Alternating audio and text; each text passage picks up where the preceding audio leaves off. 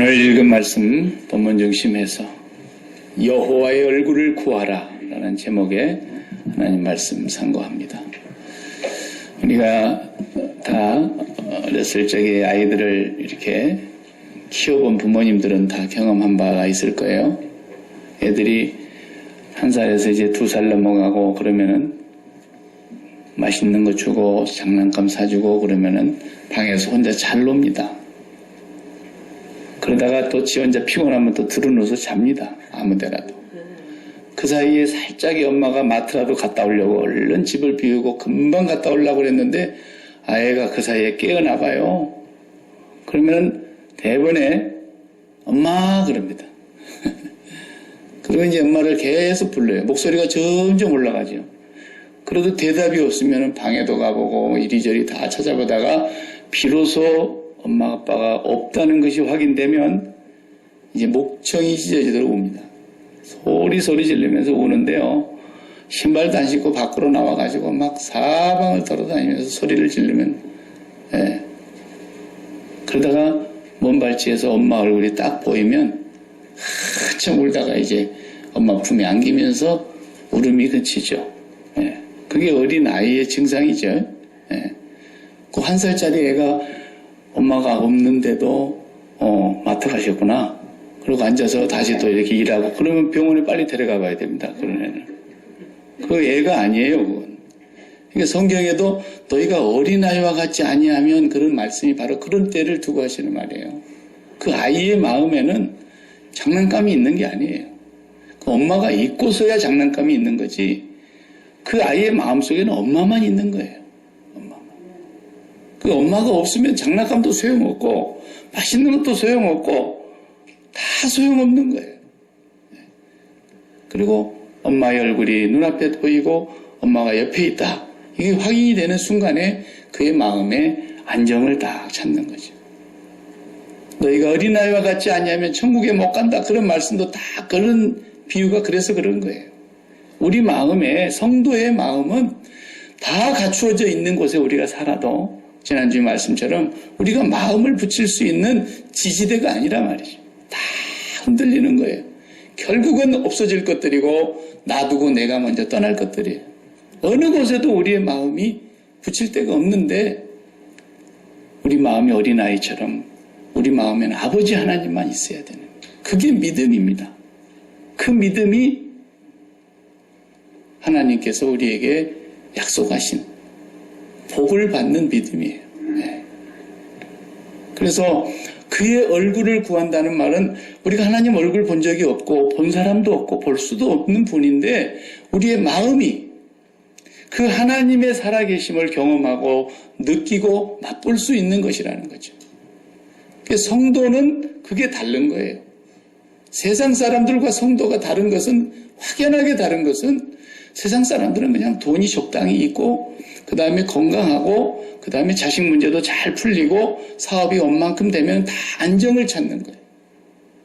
이제 됐다 그러는 거예요. 성도는 그게 아니에요. 성도는 그 부분이 다 채워져도 내 마음에 하나님이 느껴지지 않고 하나님의 얼굴을 내 마음이 볼 수가 없게 되면 불안한 거예요. 안정이 안 되는 거예요. 그래서 성경은 언제나 복을 설명할 때에 돈을 많이 줬다, 병을 고쳐줬다 그런 걸 복이라고 성경은 말하지 않습니다. 성경은 언제나 하나님의 얼굴이 너를 지켜보고 있다. 하나님의 얼굴이 너를 향하고 있다. 이런 걸 복이라 그래요. 성경에서 하나님을 잘 섬긴다라는 말은 뭐예요? 열심히 일을 많이 한다 그런 뜻이 아니고 내 마음이 언제나 여호와의 얼굴을 바라다보고 있다라는 거예요. 그게 신앙생활을 하나님 앞에서 잘하는 거예요. 구약의 축도는 고린도후서 13장 13절에서 목사들이 이렇게 예배 마지막 순간에 축도하는 내용이 있는데 그 13장 13절이 신약의 축도고 구약의 시대에는 축도를 민수기 6장에서 하라 그랬어요. 민수기 6장 22절에서 축도를 주님이 모세에게 주십니다. 그리고 아론에게 가서 이렇게 하라 그랬어요. 여호와께서 모세에게 말씀하여 이르시되 아론과 그 아들들에게 말하여 이르기를 너희는 이스라엘 자손을 위하여 이렇게 축복하여 이르되 축복의 문구를 이렇게 말씀하셨어요. 여호와는 내게 복을 주시고 너를 지키시기 원하며 여호와는 그 얼굴을 내게 비추사 은혜 베푸시기를 원하며 여호와는 그 얼굴을 내게로 향하여 드사 평강 주시기를 원하노라 할지니라. 그들이 이같이 이스라엘 백성들을 내 이름으로 축복할지니 내가 그들에게 복을 주리라 그랬어요. 하나님의 얼굴이 우리를 향하고 우리는 마음으로 하나님을 바라보는 거예요. 사랑하는 사람을 그래서 우리가 눈으로 말해요 그러잖아요. 바라다보고 있는 거예요. 눈빛만 봐도 안다라는 거예요. 무슨 생각을 하고 있는지 안다라는 거예요. 그게 마음으로 바라다보고 있는 것들이죠. 시편 105편 4절에도 4절에 이렇게 말했어요. 여호와와 그의 능력을 구할지어다. 그의 얼굴을 항상 구할지어다. 하나님의 얼굴을 구하라는 겁니다. 그 얼굴이 나를 향하여 바라다보고 계시며 그 얼굴이 나를 비추어 주실 때 그것이 최고의 축복이고, 그러면 심판이 뭐예요? 하나님의 얼굴을 돌려버리는 거예요. 안 보시는 거예요. 얼굴을 나타내 주시지를 않는 거예요. 하나님이 나와 함께 계시다는 그런 생각도 전혀 있지를 않는 거예요. 그래서 그걸 제일 무서워하는 겁니다. 다윗은 그걸 제일 두려워했던 사람이에요. 주의 성신을 내게서 거두어가지 마시옵소서.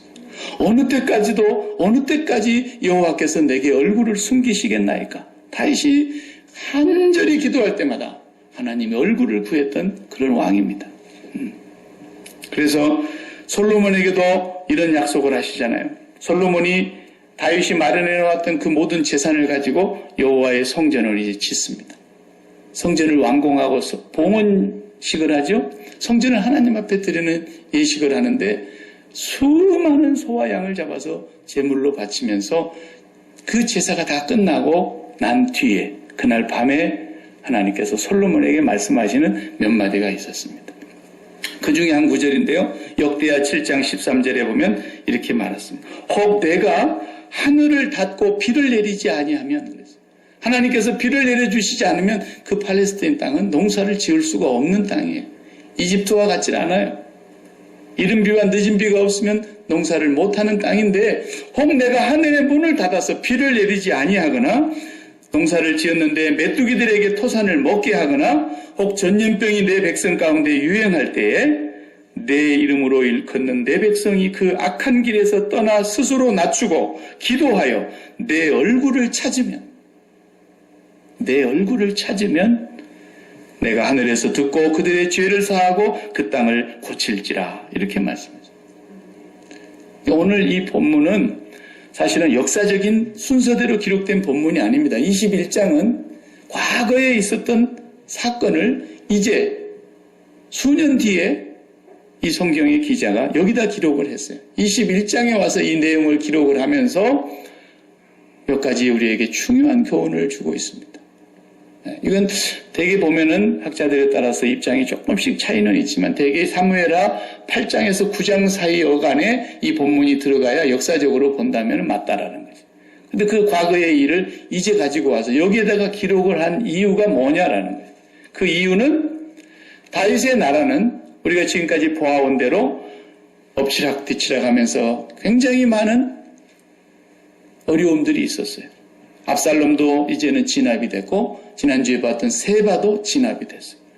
다윗은 황궁을 하게 되었고 나라가 안정을 찾아가고 다윗의 왕국이 회복이 됩니다.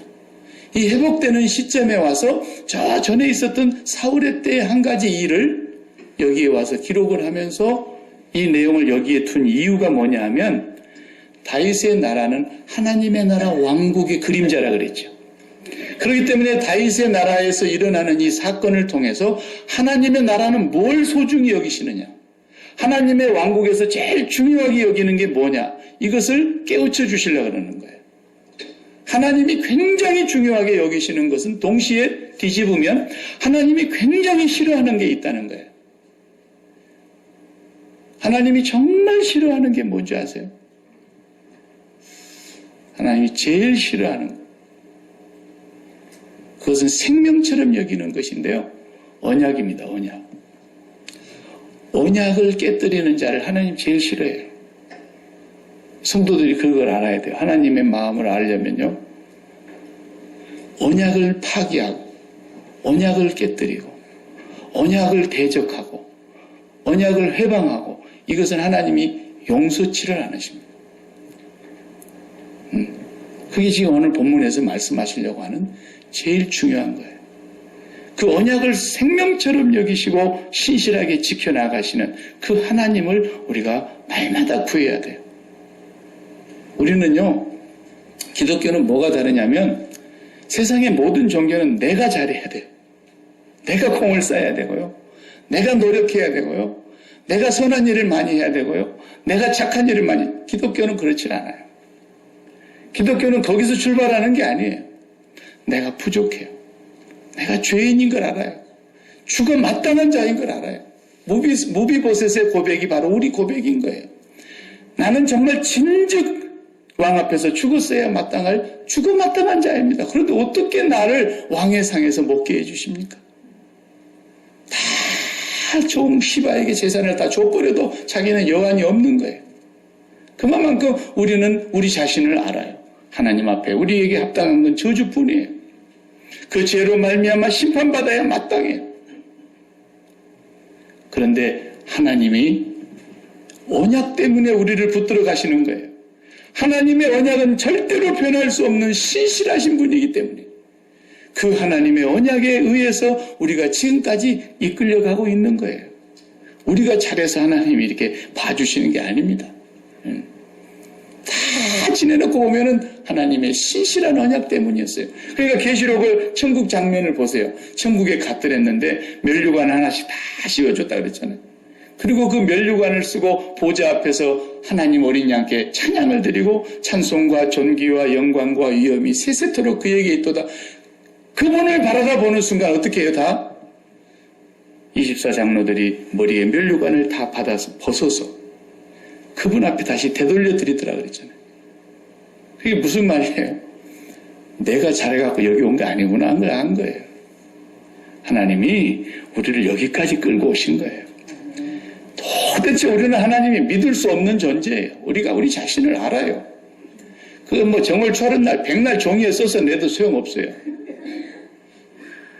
심지어는 젊었을 때 어린 애들 데리고 수련회 가가지고 지금까지 지은 죄 다 종이에다 써.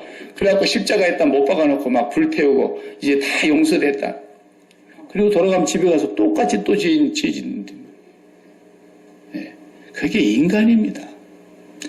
맹세한다고 되는 게 아니에요. 손에 장을 지져요? 안 돼요. 우리가 잘해서 여기까지 온 게 아니에요. 전부 천국에 가서 보니까 이 면류관은 제 것이 아닙니다. 제게 합당치 않습니다. 다 면류관을 벗어서 주 앞에 돌려드리면서 찬송과 영광과 권세와 위엄이 세세 묵음토록 당신께만 있어야 된다. 하나님의 그 은혜가 커서 하나님의 언약의 신실한 약속 때문에 우리는 진멸되지 않는 거예요. 하나님 우리를 보호하시는 거예요. 다윗의 나라에 오늘 본문 1절에 보면 3년의 기근이 있었다. 심각한 기근이에요. 우리가 사는 이 과학 문명이 발달한 시대에도 1년만 비가 안 와봐요. 미국도 나가 떨어집니다. 저수지가 다 바닥을 드러낼 것이고요. 농사 어떻게 지입니까? 그런데 다윗의 나라는 3년이나 거기는 정말 전부가 다 산악지역이고 평지가 거의 없는 땅 아닙니까? 이집트처럼 광개 수로를 만들어가지고 물만 모아놨다가 그냥 흘려보내는 그런 수로가 있는 곳이 아니잖아요. 하나님이 이른 비 한 번 늦은 비 한 번 1년에 2번 딱 비 주시는데 그거 없으면 농사가 끝나버리는 거예요. 그런데 3년이나 기근이 왔다. 이건 신명기의 말씀대로 뭔가 하나님의 재앙이에요. 엘리야 시대에도 3년 6개월 동안 비가 내리지 않게 하셨잖아요. 하나님의 뭔가 사인이에요.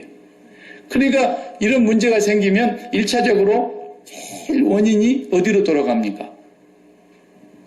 왕한테로 가는 거예요. 왕한테. 조선왕조 때 막 흉년 들고 그러면 왕이 베옷을 입고 왕이 무슨 제사 지낸다고 막 가고 그러잖아요. 이 지도자는 그래서 지도자인 거예요. 지도자에게는 영광과 칭찬도 있지만은 모든 욕과 모든 책임이 시작에서 끝까지 지도자에게 있는 거예요. 예. 이 지도자가 된다라는 건 뭐예요? 그 자리에서 욕 많이 먹어라 그 말이에요. 예. 자기가 책임지는 거예요. 다윗이 신하들을 나무래고 요즘같이 막 군인들 동원하고 공무원들 잠 못 자게 집에도 못 가게 해놓고 막 물 대고 이게 될 일이 아니다라는 것을 다윗이 안 거죠. 하나님 앞에 나아갔어요. 그분의 얼굴을 구하기 위해서 1절에 보면 나갑니다. 다윗이 여호와 앞에 간구하며 그랬어요. 여호와를 구하는 거예요. 그런데 하나님께로부터 응답이 왔습니다. 응답이 뭡니까? 사울과 피를 흘린 그의 집으로 말미암음이니 그가 기브온 사람을 죽였음이니라 하시니라. 사울 쪽의 얘기를 지금 세상 꺼내시는 거예요. 하나님께서. 옛날 얘기잖아요. 그런데 왜 지금이 와서 다시 회복하고 안정을 찾고 있는 다윗의 왕국에 이 얘기를 여기다가 기록하면서 끄집어내시냐는 거죠. 굉장히 중요한 거예요. 하나님이 뭘 소중히 여기시는가를 다윗에게 알게 하시려고 하는 거예요. 하나님의 나라가 제일 소중하게 여기는 게 뭐냐? 다윗의 왕국을 통해서 하나님이 제일 소중하게 여기는 게 뭔가를 보여주는 내용이라고 해요.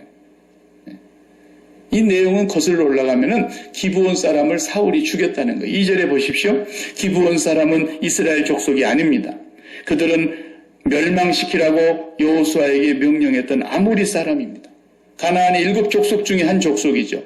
아모리 사람 중에 속해 있는 기브온 사람들을 남아 있었는데 이스라엘 족속이 전에 그들에게 맹세한 적이 있습니다. 여호수아 9장에 나오는 얘기입니다. 이제 가나안 백성들이 요단강을 건너서 여리고성이 무너지고 아이성이 점령을 당하는데요. 이건 뭐 속수무책인 거예요. 그러니까 가나안 7 족속들이 이스라엘이 들어오는데 벌벌벌벌 떨고 있는 겁니다. 그러자 그 지역에 가까운 동네에 기브온 사람들이 있었어요. 아모리 족속에 속하여 있는 기브온 사람들이 꾀를 냈습니다. 어떻게 꾀를 냅니까? 너희는 떡을 준비하고 먹을 것을 잔뜩 준비하고 식량을 준비해가지고 저 사람들에게 빨리 가서 우리가 항복을 요청해가지고 서로 화해하게 하자. 네. 화친하자. 어떻게 화친을 꾸미냐면요. 떡은 일부러 곰팡이 난 떡을 준비합니다. 네. 떡을 곰팡이 난 떡을 준비해요. 신발은 다 떨어진 신발을 신게요. 옷도 다 헤어진 남루한 차림으로. 그리고 전부 이렇게 포도주를 담은 가죽 부대를 가지고 왔는데 가죽 부대를 메고 왔는데 이걸 전부 째가지고 꿰맸어요. 낡게 만들었어요. 그리고 변장한 거죠, 전부가. 그 옆에 동네 사람들인데 와가지고 여호수아를 만나서 얘기합니다. 우리는 반대 지역에 사는 사람들입니다. 그런데 살아계신 하나님을 우리가 소문을 듣고 보니 당신들은 하나님의 백성이고 이 땅을 하나님이 당신들에게 줬다는 거 우리가 일찍이 들었고 알았습니다. 그래서 우리는 당신들을 만나서 이제 화해를 하고 화친을 하고 조약을 맺어서 같이 살려고 왔습니다. 이러는 거죠. 그게 여호수아가 9장을 읽어보면 거기 나와요. 하나님께 묻지 아니하고 그렇게 되어 있어요. 묻지도 아니하고 그들의 재산 가져온 거 다 받아들이고 족장들하고 회의를 해가지고 이 사람들을 우리가 받아들입시다. 그래가지고 그래 너희들은 죽지 아니하리라. 여호와의 이름을 걸고 맹세를 해버렸어요. 그리고 3일이 딱 지났는데 그 옆에 동네 사람이라는 게 들통이 났어요. 그러자 이스라엘 백성들이 하나님 앞에 물어보지도 않고 함부로 결정한 것에 대해서 막 원망을 하는데 어찌합니까? 여호와의 이름으로 맹세를 해버리고 언약을 세워버렸는데. 그래서 여호수아 9장을 읽어보면은 거기서 족장들이 이스라엘 백성들에게 선포합니다. 기왕에 이렇게 된 거. 하나님의 이름으로 맹세하고 언약을 맺은 건 우리가 파기할 수가 없다. 그러므로 이 사람들을 살려두되 이들을 대대로 자손 만대에 우리를 위해서 일을 하게 하는 노예로 삼으면 된다. 살려주는 대신. 그래서 물 깃는 일과 장작 패는 일을 하라. 그렇게 명령을 하고 살려뒀어요. 이렇게 해서 가나안 7 족속을 다 몰아내는 과정 속에서 이 기브온 사람들만은 살리도록 맹세가 되어 있었던 거죠. 근데 2절을 읽어보십시오. 이스라엘 사울이 중간 부분 사울이 이스라엘과 유다 족속을 위하여 열심히 있으므로 그들을 죽이고자 하였더라. 이에 왕이 기브온 사람을 불러 그들에게 물으니라. 요 지금 얘기가 간단히 두 줄로 요약이 되어 있지만 그때 사울 왕이 언제 죽였는지는 성경에 나오지는 않습니다. 근데 죽였다라는 거예요. 기브온 사람들을 죽이지 않도록 여호와의 이름으로 맹세하고 물 깃는 자, 나무 장작 패는 자로 살기로 약속을 했는데 하나님의 언약을 사울이 무시하고 기브온 사람들을 피 흘려 죽이고 진멸하려고 계획을 세웠다는 거죠. 완전히 섬멸을 해버리려고 했다고 원어 성경에 보면 그렇게 나와 있어요. 씨를 말려버리려고 했다는 거예요. 그러자 그때 피해 도망간 사람들이 일부 남아가지고 지금 다윗의 왕국에 와서 이 가뭄이 어떤 일로 인해서 이렇게 3년씩이나 기근이 왔는가를 다윗이 하나님 앞에서 기도하다가 응답을 받아서 알았어요. 이 문제. 그래서 왕이 불러다가 어떻게 하면 좋겠느냐? 어떻게 하면 여호와의 이름으로 맹세하고 했던 일을 우리가 어겼는데 어떻게 해야 너희들이 우리에게 복을 빌겠느냐? 그러니까 이 사람들이 뭐라 그럽니까? 우리는 뭐 돈으로 보상받자고 그런 거 아닙니다. 그러잖아요. 본문에. 4절에. 기브온 사람들이 사울과 그의 집과 우리 사이의 문제는 은금에 있지 아니합니다. 돈으로 보상해달라는 얘기가 아닙니다. 하나님 앞에서 언약을 어긴 이 사람들을 우리가 하나님 앞에서 벌을 내려야 되겠습니다. 그 집에 피 흘린 사람들의 자손을 7명만 내려주십시오. 그랬어요. 7명은 이제 완전 숫자죠. 7명 더 있는데 7명을 내려놓으라는 얘기는 이제 이들에 대해서 완전하게 하나님 앞에서 이 언약을 바로 잡겠다는 거죠. 그래서 우리 조상과 약속한 언약대로 우리는 이 땅에서 당신들 백성들과 영원히 같이 살게 되어 있다는 것을 확인하는 거예요. 이후로 다시는 이런 일이 있어서는 안 된다고 하는 걸 재확인하기 위한 것이죠. 그래서 다윗이 사울의 집안의 후손들을 이제 살생부를 만드는 거 아닙니까? 누구를 내줘야 됩니까? 7명을. 7명 자손들을 쭉 뽑아가는데 본래 사울의 첩으로 있었던 리스바라고 하는 이 여인에게서 난 자식들을, 그리고 또 사울의 딸에게서 난 자식들 7명을 넘겨주는데 거기 보면은 한 명을 뺐다 그랬어요. 누구를 뺍니까? 무비보셋을 뺐습니다. 7절을 보십시오. 그러나 다윗과 사울의 아들 요나단 사이에 서로 여호와를 두고 맹세한 것이 있으므로 왕이 사울의 손자 요나단의 아들 무비보셋은 아끼고 그랬습니다. 예, 정말 다윗이 여호와께서 반드시 너를 왕으로 세우는 날이 올 터인데 그때에 네 나하고 꼭 약조를 하나 해달라 그랬어요. 사무엘상 20장에 보면 나와요. 요나단하고 다윗 사이에 약조를 맺습니다. 뭐라고 약조를 맺습니까? 나와 너 사이에, 그리고 나의 후손과 너의 후손 사이에 영원히 우리 자손을 네가 책임져 달라. 요나단이 다윗에게 부탁을 합니다. 그러자 다윗은 거기서 여호와의 이름으로 맹세를 하고 둘이 부둥켜 안고 엉엉 울다가 헤어졌잖아요. 그리고 다시 못 만나고 요나단은 전쟁터에서 죽은 거고 자기는 지금 왕이 되어 있는 거예요. 여호와의 이름으로 맹세한 이 언약을 다윗은 철저하게 지킨 거죠. 그 무비보셋은 빼냈어요. 그 다음 본문에 보면 또 무비보셋 이름이 나오는데 무비보셋이라는 이름이 좋은 이름인가 봐요. 동명이인이에요. 무비보셋. 또 다른 무비보셋은 내어줬어요. 그래서 이 다윗이 얼마나 언약이 소중하다는 것을 몸소 그가 여기서 또 실천을 합니다. 예. 사울은 언약을 무시한 사람이라니까요. 그러니까 하나님의 언약을 회방하는 자죠. 하나님의 언약에 왕을 죽이려고 다윗하고 언약을 맺었는데 너의 나라는 영원하리라 그렇게 약속한 그 하나님의 맹세를 사울이 꺾으려고 그랬지만 결국은 사울이 버림받았지 사울이 하나님의 언약을 회방하지 못합니다. 우리가 바라봐야 될 부분이 바로 그 부분인 거예요. 성경에서 말하고 있는 것은 구약 성경을 쭉 다 읽으면서 우리가 끝까지 놓치지 말아야 될 것이 한 가지가 바로 이것입니다. 언약의 하나님. 그 언약의 하나님은 우리가 부족하지만 우리가 무비보셋처럼 일찍이 죽었어야 될 그런 사람이지만 두 다리를 다 쓰지 못하는 아무짝에도 쓸모없는 무용한 인간이지만 하나님은 언약에 의해서 이 백성을 보호해 가고 계신다는 사실입니다. 그 언약이 어디까지 흘러갑니까? 오늘 우리가 다 읽질 않았지만 15절 이후에 또 하나 중요한 단어가 나옵니다. 15절에서 마지막 부분까지는 뭐냐 하면 다윗의 나라에서 계속해서 전쟁이 계속됩니다.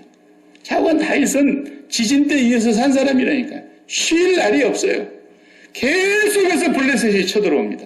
그런데 그 블레셋이 다 어떤 사람이라고 그랬느냐면 15절 이후에 보면은 굉장히 몸집이 큰 거인이라고 해서 거인. 성경 오늘 거인이라고 나옵니다.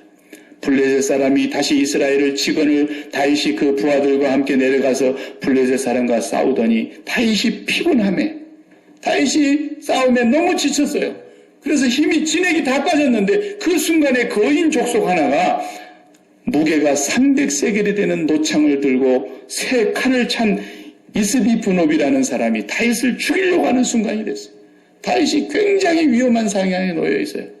그런데 그 순간을 바라다보고 있던 수르야의 아들 아비새가 다윗을 도와 그 블레셋 사람을 쳐 죽이니 그때 다윗의 추종자들이 그에게 맹세하여 이르되 다 같이 한번 왕은 다시 우리와 함께 전장에 나가지 마옵소서 이스라엘의 등불이 꺼지지 말게 하옵소서 하니라. 다윗을 보고 뭐라 그래요? 이스라엘의 등불이라 그럽니다. 왕이시여 당신은 다시는 왕 전쟁터에 나오지 마십시오. 당신이 죽으면 이스라엘의 등불이 꺼진다는 거예요. 이 표현이 무슨 표현이냐면요. 성경에 등불이라는 말을 다윗과 더불어서 여러 번 했어요. 자, 제가 읽어보겠습니다. 역대하 21장 7절에 보면은 여호와께서 다윗의 집을 멸하기를 즐겨하지 아니하셨음은 이전에 다윗과 더불어 언약을 세우시고 또 다윗과 그 자손에게 항상 등불을 주겠다고 말씀하셨음이더라 그랬어요. 다윗의 그 왕가가요 솔로몬 이후로부터서 무너지기 시작합니다. 그리고 우리가 열왕기하 가서 보면요 완전히 다윗의 후손들은 막 가버렸어요. 예루살렘 성전이 예배드리는 장소가 아니라 우상의 전당이 돼버렸고 왕으로부터 시작해서 온 백성들까지 완전히 우상 숭배에 다 몸을 바쳤어요. 그럼에도 불구하고 다윗과 그 자손에게 일찍이 언약하신 하나님이 다윗과 그 자손에게 뭘 주겠다고요? 등불을 주겠다고 언약하셨기 때문에 다윗의 나라를 멸하기를 즐겨하지 않으셨다. 그렇게 말하고 있어요. 또 열왕기상 11장 36절에 이렇게 말씀하십니다. 그의 아들에게는 내가 한 지파를 주어서 유다 지파죠. 한 지파를 주어서 내가 거기에 내 이름을 두고자 하여 택한 성읍 예루살렘에서 내 종 다윗이 항상 내 앞에 등불을 가지고 있게 하리라. 그랬어요. 그러니까 다윗과 그 자손과의 관계 속에서는 항상 등불 얘기가 나와요. 또 열왕기상 15장 3절 4절에 보면 아비암은요 완전히 하나님을 떠난 왕이거든요. 다윗의 후손이지만 왕입니다. 아비암이 그의 아버지가 이미 행한 모든 죄를 행하고 그의 마음이 그의 조상 다윗의 마음과 같지 아니하여 그의 하나님 여호와 앞에 온전하지 못하였으나 그의 하나님 여호와께서 다윗을 위하여 예루살렘에서 그에게 등불을 주시되 그의 아들을 세워 뒤를 잇게 하사 예루살렘을 견고하게 하셨으니 다윗 이후에 거의 왕들이 르호보암 한 사람, 그 다음에 히스기야 한 사람, 그리고 요시야 임금 한 사람, 이런 몇 사람 빼놓고는 완전히 다 우상숭배로 돌아가 버렸잖아요. 다윗의 왕가도. 그래서 이 왕가를 멸망을 시켜버렸어야 될 왕가인데 왜 멸망을 시키지 않았느냐? 다윗과 그 자손에게 등불을 주리라 약속했기 때문에. 근데 오늘 이 전쟁터에서 다윗이 죽게 되니까, 다윗이 죽을 위기에 처하니까 그 군인들이 그러잖아요. 왕은 다시는 전쟁터에 나오지 마십시오. 이스라엘의 등불이 꺼지게 해서는 안 됩니다.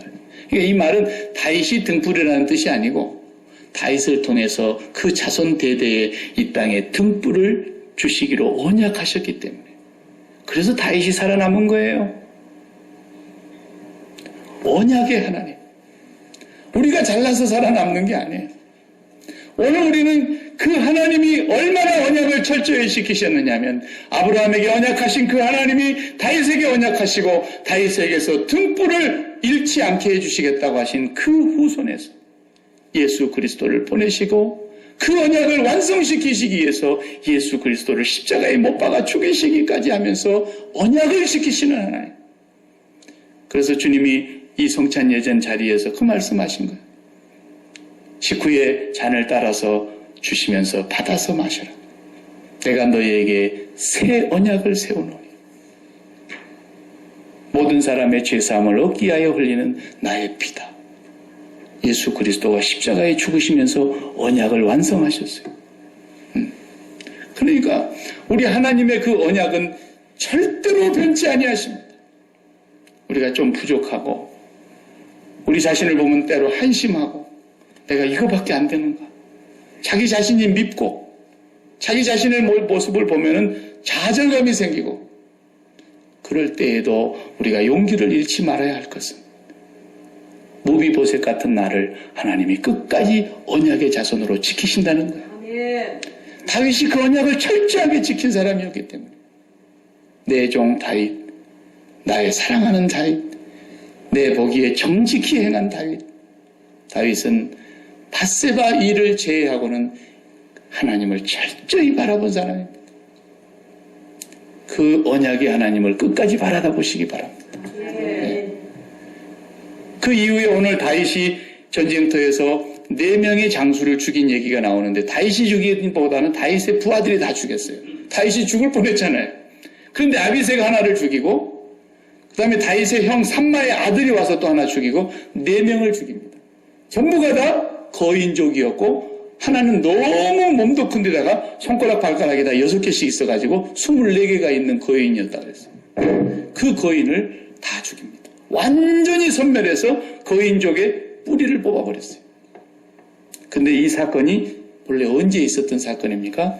다윗이 사무엘상 17장에서 보면은 물맷돌 몇 개? 5개. 물맷돌 5개를 주워가지고 가가지고 거인족의 조상 골리앗을, 여기 나오는 4명이 다 골리앗 후손이거든요. 블레셋에. 그 거인족의 조상 골리앗을 돌 하나로 땅 때려서 쓰러뜨리고 목을 따버렸어요. 그리고 돌 몇 개 남았어요? 4개 남았어요. 마치 그 돌을 가지고 무너뜨린 건 아니지만 오늘 그 마지막 4개 남은 돌이 여기 4명의 장수가 다 쓰러집니다. 완전히 쓰러버렸어요. 다윗의 나라에서 언약을 공격하고 언약을 회방하고 하나님의 언약을 대적하는 자를 씨를 말려버려요. 다윗은 예수 그리스도의 그림자입니다. 모형입니다. 그래서 우리 이 땅에 우리를 해방하고 우리를 공격하고 우리를 멸망의 길로 끌고 가려고 하는 사탄의 세력을 예수 그리스도께서 다윗의 후손으로 오셔서 그 머리를 상하게 함으로 사탄을 멸하신 것입니다. 그리고 하나님께서는 예수 그리스도를 통해서 다시 이 땅에 교회를 세우시고 그의 몸된 교회를 통해서 남은 4명의 거인 조상들을 다 없애는 것처럼 다윗의 부하들이 다 없애는 것처럼 오늘 또 그리스도와 함께 이 교회가 지어져 가고 있는 것입니다. 에베소서 2장 22절에 그리스도 예수와 함께 지어져 가느니라. 이 교회가 사탄의 권세를 발 아래 짓밟고 승리하는 날이 올 것이라는 것입니다. 무엇 때문에? 여호와의 언약을 지키시는 신실함 때문에. 우리는 그 하나님의 얼굴을 날마다 바라다 봐야 합니다. 나는 부족해도, 나는 연약해도, 나는 아무것도 아니지만 세상은 큰 것을 자랑합니다. 세상은 많은 걸 자랑합니다. 세상은 숫자로 얘기합니다. 세상은 높이 올라가는 것으로 얘기합니다. 1등하는 것으로 얘기합니다. 그러나 그건 하나님과 아무 상관이 없습니다. 내가 제일 싫어하는 말이 뭐냐? 네가 공부를 잘해야 하나님께 영광이 될 거 아니야. 내가 공부를 좀 못했거든요. 왜 공부를 잘하면 하나님께 영광이 된다고 그러십니까? 그러면 1등 외에 다 하나님의 영광을 가리는 여러분과 저는 뭡니까 도대체? 어디서 그딴 소리를 하는지 모르겠어요. 네덜란드 같은 나라는 장관을 전부 다 예수 믿는 사람으로 세웠는데 이 세상에서 성적으로 가장 타락한 나라가 네덜란드입니다. 이 세상에서 레즈비언과 호모들이 함께 살아가는 것을 합법화시켜준 제1호의 나라가 네덜란드입니다.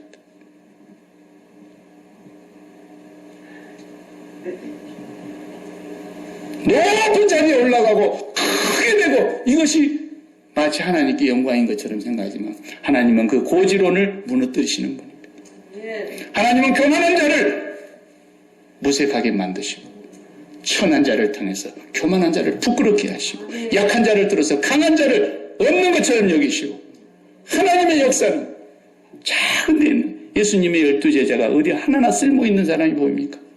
그렇게 형편없이 보이는 갈릴리 촌 사람들을 데리고 세상을 뒤집어 놓으셨습니다. 우리는 부족합니다. 우리는 죄인입니다. 날마다 이 십자가를 바라다 보면서 주여 나는 저 자리가 내 자리고 저기서 죽어야 될 사람이 바로 나입니다. 거기서 그리스도와 함께 죽은 자가 될 때 하나님이 우리를 그 언약의 백성으로 영원히 붙드시는 것을 믿으시기 바랍니다. 아무도 우리를 대적할 자가 없고 아무도 우리를 이길 자가 없고 세상에서 혼란을 당할지라도 담대하라. 내가 세상을 이기었노라. 내가 이것을 너희에게 이름은 내 기쁨이 너희 안에 충만히 있었어. 세상이 줄 수 없는 기쁨, 세상이 줄 수 없는 평안을 우리에게 주시려고 주님은 언약을 이루시기 위해서 오신 것입니다. 다윗의 시대에 이제 왕국을 다시 회복하는 이 즈음에 와서 다시 이 지난 역사를 하나님이 여기다가 기록해 하시고 이 문제를 해결함으로써 다시 하늘이 문을 열어서 비를 내려주시겠고 하나님의 앞에 기도를 응답해 주시기 시작했습니다. 하늘 문이 열리는 것은 언약의 주인공이신 예수 그리스도뿐입니다. 날마다 그분을 바라다 보시고 그분을 생활화해서 십자가에서 내가 죽을 때 돈 문제가 생겨서 돈 문제로 인해서 마음이 흔들리려거든 또 됐다 나는 십자가에서 죽은 자다. 자식 문제로 인해서 마음이 흔들리거든 됐다 나는 자식에 대해서도 죽은 자다. 몸으로 인해서 내 마음이 건강에 여러 가지 어려움이 있어서 문제 흔들리거든. 나는 이미 그리스도와 함께 예전에게 죽은 자다. 십자가를 끊임없이 바라보면서 기도하는 사람에게는 하나님께서 그 얼굴을 향하여 비추어 주시고 그 얼굴을 향하여 드시고 평강을 주시면서 하나님이 다 알고 계셨네. 하나님 다 보고 계셨네. 하나님으로부터 모든 것이 시작되었네. 하나님께서 이렇게 나를 인도하시네. 우리 마음에 하나님의 평강이 자리를 잡게 되는 거죠. 그 언약의 하나님을 저와 여러분이 매일 붙잡고 살아가는 하나님의 백성 되시기를 축복합니다. 기도하십시오. 하나님 감사합니다. 우리가 주님 앞에 무엇을 한들 주님의 은혜를 갚을 길이 있으며 우리가 무엇을 드린들 주님을 마음을 살 수가 있겠습니까? 우리는 무비보셋 같은 자입니다. 그래도 날마다 아버지의 상에서 먹을 수 있는 이 영광스러운 반열로 우리를 언약의 자손으로 삼아주신 것 감사합니다. 세상에 마음 두었던 모든 것들이 무너질 그날 우리는 세상에 대해서 일찍이 죽고 하나님께 대하여 살았기에 하나님 안에서 영원한 생명뿐만 아니라 영원한 보장을 우리에게 허락하여 주시고 그 언약을 이루실 하나님을 찬양합니다. 하나님 감사합니다.